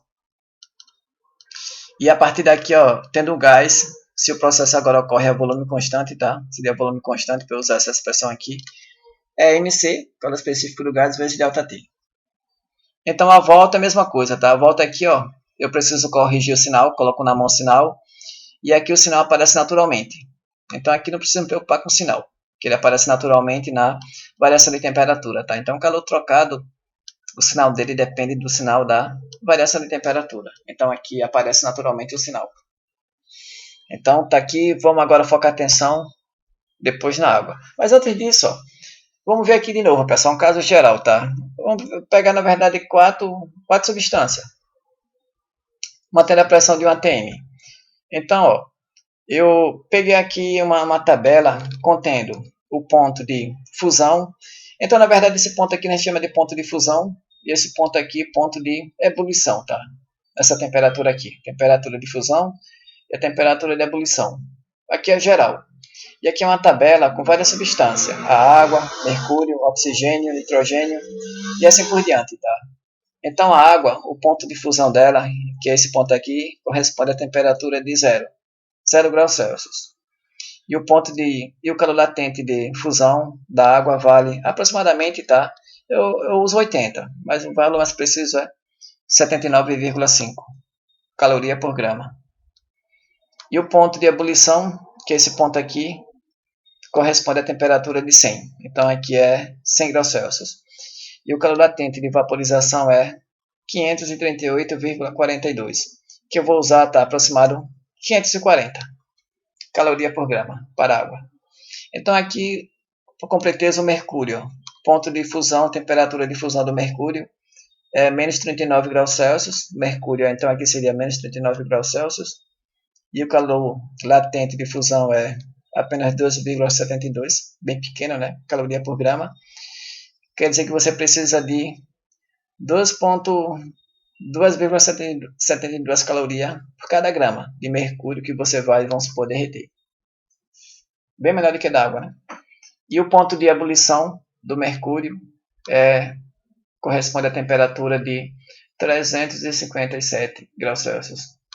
E o calor latente de vaporização é 70,64 calorias por grama. O calor latente, pessoal, de vaporização, como vocês podem observar aqui, ó, ele é sempre maior do que o de fusão, tá? Então, isso aqui é explicado porque quando a substância vai vaporizar, você precisa de mais energia, né, por grama, porque a substância precisa agora realizar trabalho, tá? Que é empurrar a vizinhança. Porque agora aqui, ó, você vai ter isso, essa mudança de volume. Então, agora a substância precisa realizar trabalho, empurrar a vizinhança. Então, a energia é maior, porque agora aqui você tem trabalho mecânico. Está aqui, então, o caso de várias substâncias. Tem água, mercúrio, oxigênio, nitrogênio, assim por diante. E, pessoal, vamos focar atenção, na verdade, nesse curso sobre fusão e vaporização. Mas o calor latente de transformação é geral, tá? Poderia pegar aqui, ó, coloquei essa tabela do calor latente de explosão, que é quando você queima, por exemplo, ó, quando você queima 1 grama de gasolina pura, tipo A, ela fornece 45.980 joule. Aqui a unidade é joule, tá? Joule por grama. E quando você queima, por exemplo, gasolina com 20% de etanol, que é a nossa gasolina aqui, né, que agora é 27%. Então, essa gasolina aqui com uma mistura de 20% de etanol, ela fornece 40.550 joule por cada grama que você queima, tá? Então, essa daqui é a energia fornecida pela gasolina misturada com 20% de etanol, e a gasolina pura tipo A é 45.000, é quase 46.000, né? Como vocês podem observar aqui. É bem maior, né? Então, a energia aqui da gasolina pura é bem maior do que a gasolina aditivada misturada com etanol. E se você olhar aqui, ó, gasolina pura, por exemplo, deixa eu ver onde é que está se está aqui o etanol. O etanol está aqui, ó. Ele fornece apenas 27.170 joule por cada grama de etanol que você queima. Então, por isso que etanol geralmente é assim, né? Ele faz pouco quilômetro com litro se comparado com a gasolina. Porque a energia que ele fornece é bem menor do que a gasolina, tá? A gasolina fornece 40.000 e o etanol fornece 27.000.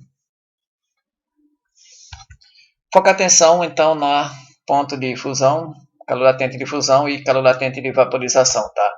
Então, vou colocar aqui esse caso, eu vou pular nitrogênio, que é o N2, gás nitrogênio.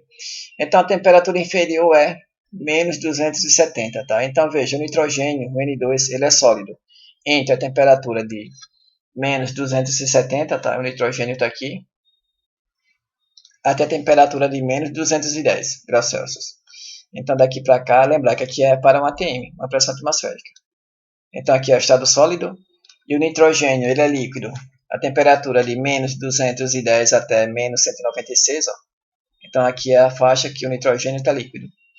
Então, o nitrogênio líquido está muito usado para refrigeração, né? Nitrogênio líquido. Então, quando vocês ouvirem falar nitrogênio líquido, ó, ele está na temperatura bem em torno de menos 200 graus Celsius. Menos 200 graus Celsius é um valor bem extremamente pequeno, né? Temperatura extremamente baixa. E ele é gás, que é a temperatura ambiente aqui, ou qualquer valor que ela seja maior do que menos 196 graus Celsius. Qualquer valor aqui, o nitrogênio é gás. Então eu coloquei nitrogênio porque o nitrogênio ele está presente, está em grande quantidade no nosso sangue. Então até o ar que a gente respira, quase que 80% é nitrogênio, gás nitrogênio, né, que a gente respira. Está aqui o nitrogênio, coloquei aqui o mercúrio, ó, que é o metal. Então, para você ver esse metal no estado sólido, você tem que colocar ele na temperatura de menos 39 graus Celsius. Aí o mercúrio é sólido. E ele é líquido, nesse valor aqui, até a temperatura de 357 graus Celsius, tá? Então, mercúrio é líquido. Então, temperatura ambiente, 30 graus, de fato, ele é líquido. E se você colocar ele em uma temperatura maior do que esse valor aqui, ele vai para o estado gasoso. Então, aqui está o calor específico, está o calor latente de cada substância, aqui seria de fusão, e aqui de vaporização. Mercúrio e oxigênio, tá? Que eu peguei na tabela, de novo tá aí, não vou falar. E água. A água que a gente vai focar atenção, certo? Na água. Então a água, ela tem esse ponto aqui, ó, ela é sólida na temperatura entre o mínimo, tá? Até zero, ela é sólida. O calor latente difusão da água. Eu vou arredondar para 80 calorias por grama. E a água vai estar no estado, ou na fase, no estado líquido, entre 0 e 100. A partir desse ponto aqui, ela entra em ebulição e depois ela começa a chamada para o estado gasoso, né? Na verdade, o estado de vapor, já que a temperatura para ser chamada de gás tem, por nomenclatura, né? Conveniência tem que ser maior do que aquele valor que eu citei lá atrás, que é acima do ponto crítico da água. Então, entre 100 e o ponto crítico, esteja o estado de vapor. Mas aqui eu coloquei gasoso, tá? Sempre chamo de gasoso. 100 e o calor latente de vaporização é 540 calorias por grama. Então, para cada grama de água que você vai vaporizar, você precisa fornecer 540 calorias, tá? Já nessa temperatura aqui de 100 graus Celsius. Então, pessoal, esse ponto aqui é o ponto de ebulição, tá? Mas a água, na verdade, a água evapora a qualquer temperatura aqui, né? Se você colocar uma gota d'água agora mesmo sobre a mesa e esperar um pouquinho, você vai ver que a gota desapareceu. A gota desapareceu porque ela evaporou. Então, ela evapora a temperatura ambiente, tá? Então, a gente pega esses pontos aqui que são pontos especiais. Aqui é o ponto de ebulição e aquele ponto de congelamento. Mas a água evapora a temperatura ambiente. Então, vamos focar atenção na água. Então, tá aqui. Então, antes da gente ver propriamente a água, eu queria falar sobre um pouco da evaporação. Então, a evaporação é isso, é passar do estado líquido para o estado gasoso. Então, pessoal, quando a água passa do estado líquido para o estado gasoso, ela precisa dessa energia aqui, tá? Que é a massa da massa de água vezes o calor latente de vaporização, tá? Então, quando a água evapora de uma superfície, ela vai ter que roubar essa energia da superfície. Então, se a água rouba essa energia da superfície, a superfície vai perder essa energia aqui. Se a superfície perde, então ligeiramente a superfície esfria, tá? Então é bem interessante, ó. A evaporação, que é o suor, até o nosso suor, tá? É o mecanismo que o corpo tem, tá? De refrigerar. Porque quando você coloca aqui uma gota d'água sobre a superfície, vamos supor que é a sua pele, e a gota d'água é o suor, e ela evapora, quando ela evapora, ela precisa dessa energia aqui. Se ela carregou essa energia aqui, tá? Ela veio da sua superfície, ou do seu rosto, vamos supor, ou da sua pele. Então, já que a sua pele perdeu essa energia aqui, esse calor, ela ligeiramente esfria, certo? Tá aí. Por isso que a evaporação é um processo de resfriamento. E é muito usado na natureza, né? As plantas, elas evaporam, elas transpiram. Transpirar é isso, é refrigerar. Assim como a gente, né? Quando está calor, a gente começa a transpirar. Transpirar é para a água evaporar. Então, quando você for para a academia, tá? E tiver suado, não enxugue não só, porque o suor é para isso, é para ele evaporar e refrigerar a sua pele. Então a evaporação é um processo de resfriamento. Então tá aqui, o ventilador ajuda, né? Então é por isso, pessoal, antes de voltar aqui, ó, é por isso que quando a gente sai de um banho quente, a gente fica com a sensação de frio, tá? Porque a água quente, ela evapora com maior facilidade em relação à água fria. Então, quando você termina o banho, apesar de ser um banho quente, você começa a sentir frio, porque a água está evaporando. Se ela está evaporando, ela está refrigerando ainda mais o seu corpo, a sua superfície. Daí a sensação de frio, tá? A condensação é o caso contrário, porque a condensação agora é você passar do estado, a água passar do estado de vapor para líquido, tá? Então é o caso aqui, ó. Tem muito isso aqui na cidade, né? Quando a umidade relativa do ar está muito alta, aí o vapor d'água começa a condensar em toda a superfície, no azulejo, na geladeira, né? Em vidro, começa a condensar, tá? Então a condensação é um processo de aquecimento, porque quando o vapor d'água ele condensa na superfície, se ele condensou, ele vai precisar perder energia. A energia que ele precisa perder é esse valor aqui, certo? Na verdade esse daqui, ó. Ele precisa perder. Então se ele perdeu essa energia aqui, quem ganhou foi a superfície, tá vendo? Então quando você tem aqui, ó, vamos supor que eu tenho aqui a superfície, aí de repente chegou uma gota e condensou, tá? Aqui estava o gás diluído e depois aqui a gota condensou, que agora virou líquido. Se ela condensou, ó, ela precisou descarregar essa energia aqui na superfície. Então, se a superfície ganha energia, ela ligeiramente esquenta. Então, por isso que condensação é um processo de aquecimento.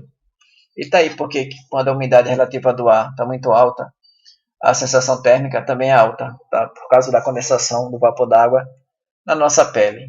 Então, o vapor condensando, ele vai estar esquentando, porque a água quando condensa, o vapor quando condensa, ele descarrega essa energia na sua pele.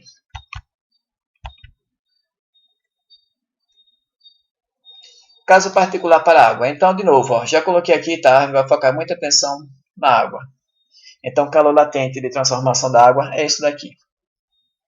Então, 80, quando for calor latente de fusão, vou usar 80 calorias por grama. Vou usar o sinal positivo quando for passar do estado sólido para o estado líquido. E vou usar o sinal negativo quando for inverso, passar do estado líquido para o estado sólido. Assim mesmo é no caso da vaporização, tá? Então, vou usar o valor arredondado de 540 caloria por grama para o calor latente de vaporização. Então, vou usar o sinal positivo aqui quando for passar do estado líquido para o estado de vapor.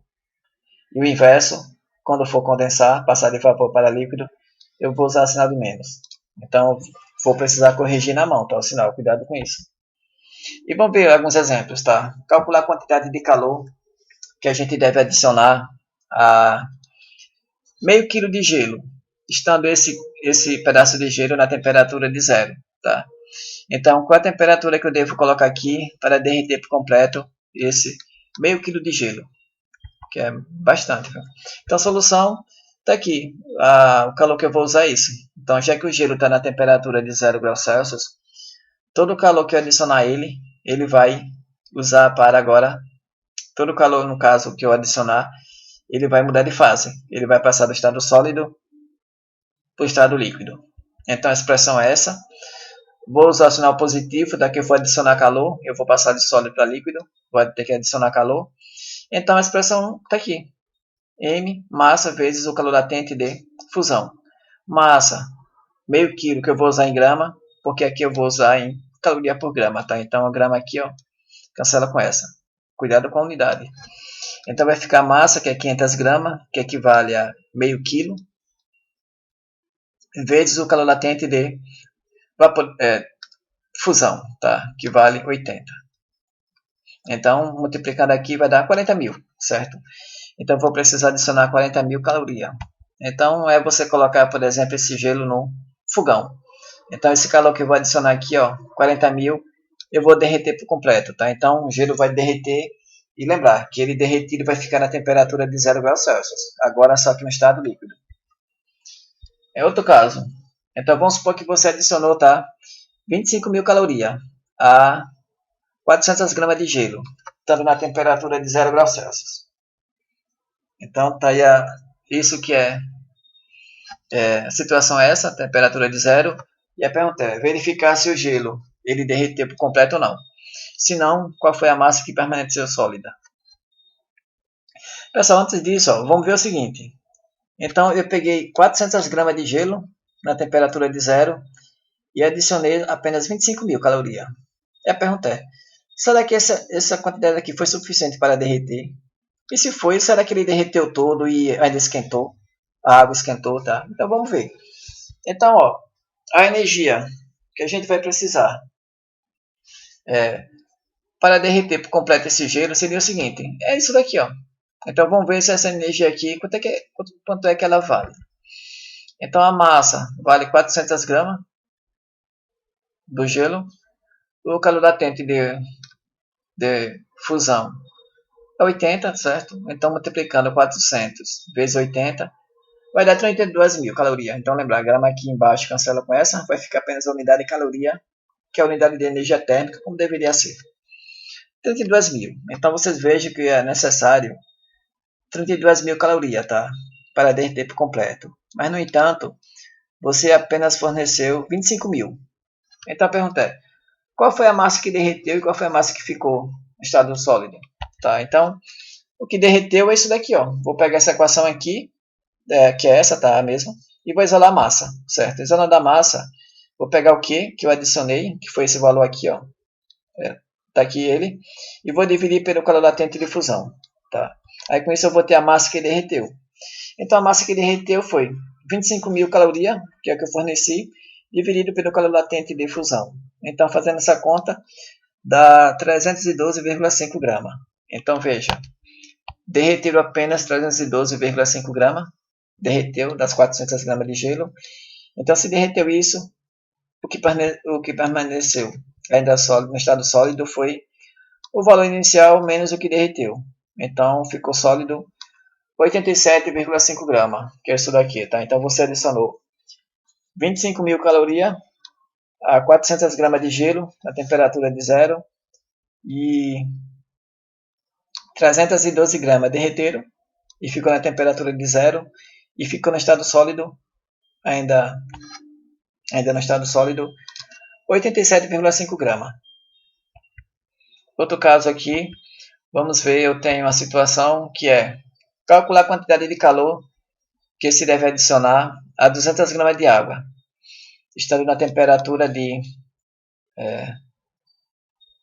200 gramas de água, estando inicialmente na temperatura de 100, para vaporizar por completo. Tá? Então agora seria usar o calor latente de vaporização. Então por enquanto aqui ó, a água já está na temperatura preparada, tá? Para vaporizar 100.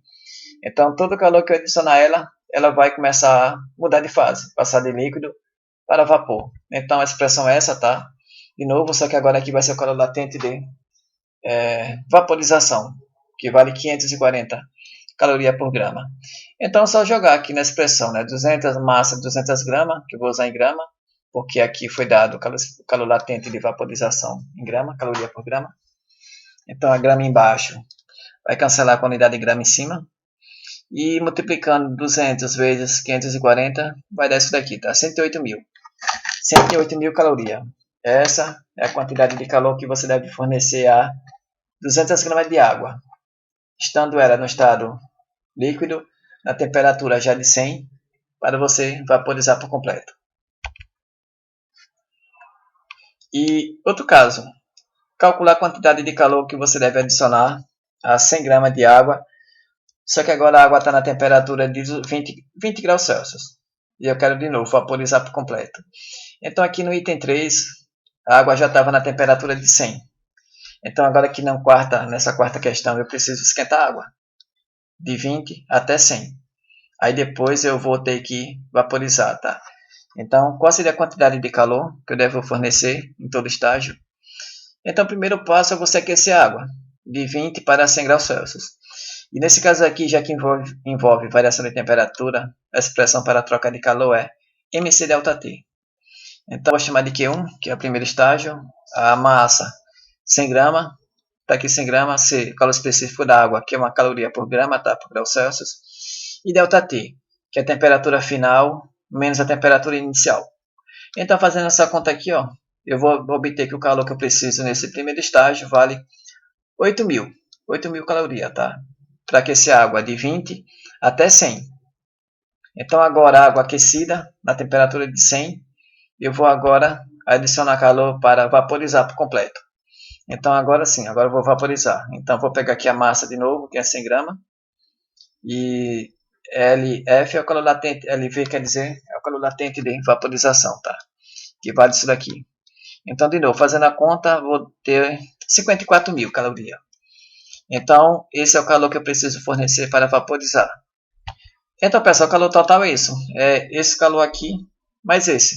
Tá? Então, fazendo a conta, 54.000 mais 8.000 deve dar 62.000, né? 62.000 calorias. É essa energia térmica que eu devo fornecer a essa água para vaporizá-la por completo. E por último, para encerrar esse vídeo, eu tenho agora a seguinte situação. Um cubo de gelo de massa 50 gramas, estando esse cubo de gelo na temperatura de menos 10 graus Celsius, tá? Eu vou colocar ele dentro de uma garrafa térmica, onde essa garrafa térmica já contém água, já contém 400 ml de água na temperatura de 60 graus Celsius. Quanto é que vale a temperatura de equilíbrio do sistema? Onde o sistema é formado por gelo e água.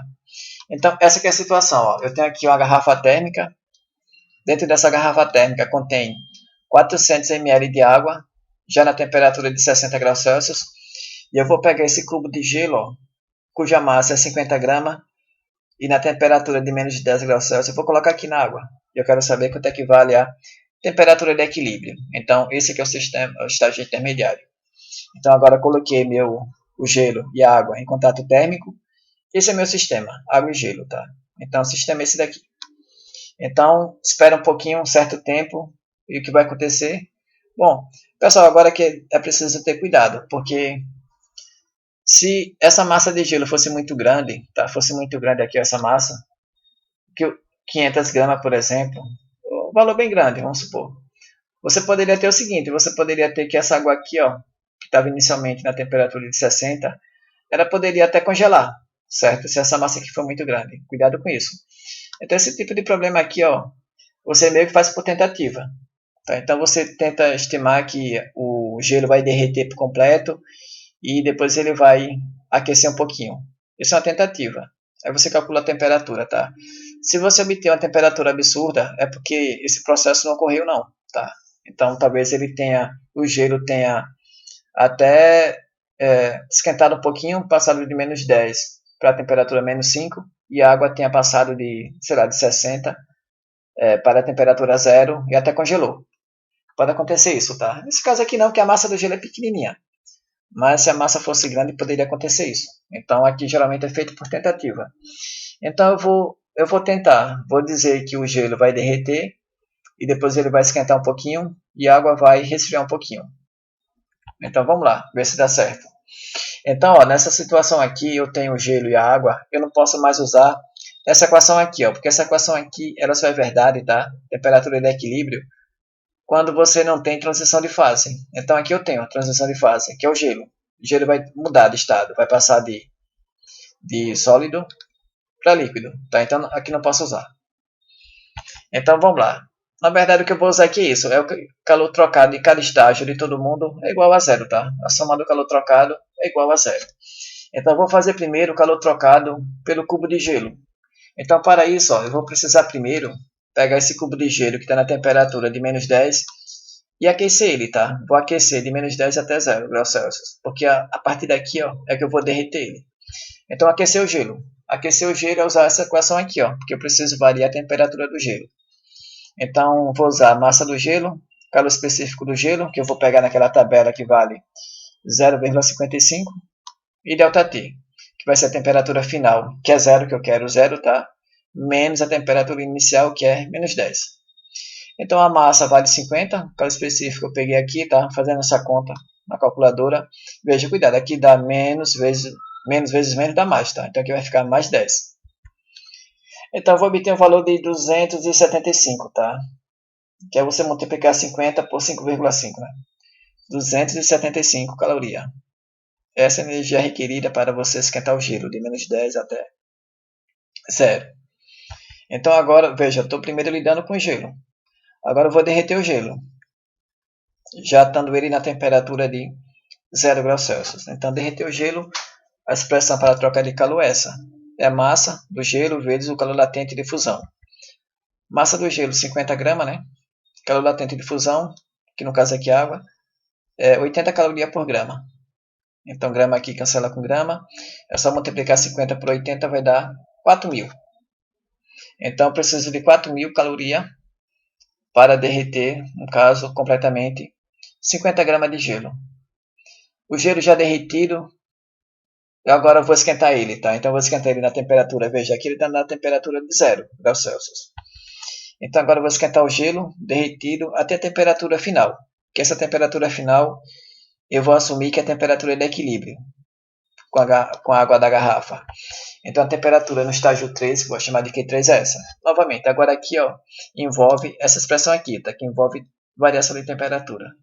Vai ser a massa do gelo vezes o calor específico, que agora aqui eu vou usar da água, tá? Que é 1, cuidado com isso, a água é 1, vezes a variação de temperatura.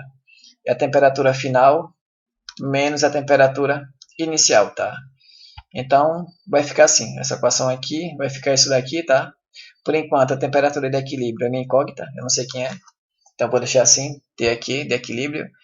E com isso, ó, Agora eu vou lidar com a água. A água que ela vai fazer ela vai resfriar um pouquinho, tá? Então, todo esse calor aqui, ó, Q1, Q2 e Q3, que o gelo ganhou, ele foi cedido pela água. Foi cedido pela água, tá? Então, o calor trocado pela água vai ser isso daqui. É essa expressão que eu vou usar para a água. Massa da água, que vale inicialmente, ó. Pessoal, converter, tá? Você fica agora como exercício converter. Esse volume aqui, tá? Convertido em massa, vocês vão obter 400 gramas. Então, essa massa aqui, esse volume aqui corresponde a 400 gramas de água. Calor específico da água, tá? Que é 1. Pega aqui na tabela. 1 caloria por grama por grau Celsius. E variação de temperatura, onde aqui a temperatura final, que eu vou chamar de temperatura de equilíbrio, que vai ser com gelo derretido, menos a temperatura inicial da água, que foi 60, né? Para 60, inicialmente 60 graus Celsius.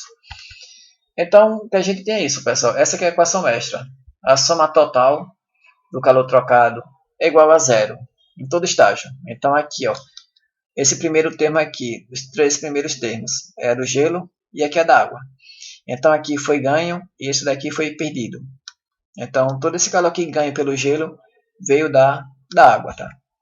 Bom, somando Q1, Q2, tá aqui Q1, ó, vou pegar aqui, 275, Q2 deu 4.000, tá aqui ele, Q3 é esse valor aqui, ó, coloquei ele aqui, e o Q4 é essa expressão aqui, tá?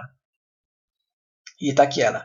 Então, vou somar esse termo aqui com esse, que ele tá puro, então aqui vai ficar 4.275, tá? Mais, aí veja, esse termo aqui eu repeti ele, tá aqui ele repetido, e aqui eu multipliquei esse 400 vezes 1 dá 400 vezes t aqui, fica 400t aqui, e aqui é a unidade. E 400 vezes menos 60 dá menos 24.000, tá? Então, peguei esse valor aqui, ó, vou somar com esse. Vai dar negativo, aí eu passo para o outro lado, ele vai positivo. Para tentar isolar aqui a temperatura de equilíbrio. Então, ficou algo assim, ó. Somei esse com esse, dá 405. E aqui, ó, esse termo aqui, quando eu somo, esse termo aqui, quando eu somo com esse, daria menos 19.000, tá? 725. Aí quando eu passar para o outro lado, ele vai bem positivo. Então agora aqui, ó, para saber quanto é que vale a temperatura de equilíbrio, é só dividir, tá vendo esse número aqui por 450. E tá aqui, a divisão, caloria aqui cancela com caloria, e o grau Celsius vai subir, tá? Então aqui deu 43,8 graus Celsius. Então essa que é a temperatura de equilíbrio do sistema inicial, cujo valor era do gelo menos 10 e a água era 60, e agora a situação final é essa daqui, tá? Então veja que o gelo derreteu por completo, agora eu tenho 450 ml de água, que é do gelo e da água, anteriormente da garrafa. E a temperatura agora final é 43,8 graus Celsius, tá? Então, é isso, pessoal. Cuidado com a expressão quando envolver transição de fase. Temperatura de equilíbrio, tá? Você não pode usar isso daqui não, porque aqui isso é verdade quando não existe transição de fase. Então, o que a gente sempre usa, que é sempre verdade, é isso daqui. A soma total dos calores trocados é igual a zero. Então, é isso, tá? Vou encerrar por aqui. E até o próximo vídeo. E até mais.